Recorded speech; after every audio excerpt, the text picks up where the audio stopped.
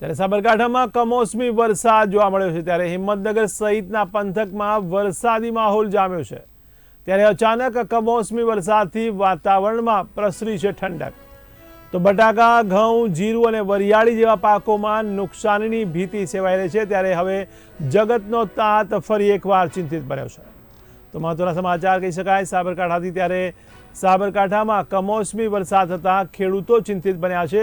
ત્યારે કમોસમી વરસાદ હિંમતનગર સહિતના પંથકમાં જોવા મળ્યો છે। ત્યારે હિંમતનગર સહિતના પંથકમાં વરસાદી માહોલ જામ્યો છે। ત્યારે અચાનક આ કમોસમી વરસાદથી વાતાવરણમાં ઠંડક પ્રસરી ગઈ છે। જોકે બટાકા, ઘઉં, જીરું અને વરિયાળી જેવા પાકોમાં નુકસાનીની પણ ભીતિ સેવાઈ રહી છે। તો મહત્વના સમાચાર સાબરકાંઠાથી કહી શકાય। ત્યારે સાબરકાંઠામાં વાતાવરણમાં પલટો આવ્યો છે અને વરસાદી માહોલ જામ્યો છે। ત્યારે આ કમોસમી વરસાદને લઈને ખેડૂતો ફરીવાર ચિંતિત બન્યા છે। ત્યારે હિંમતનગર સહિતના પંથકમાં વરસાદી માહોલ જોવા મળ્યો।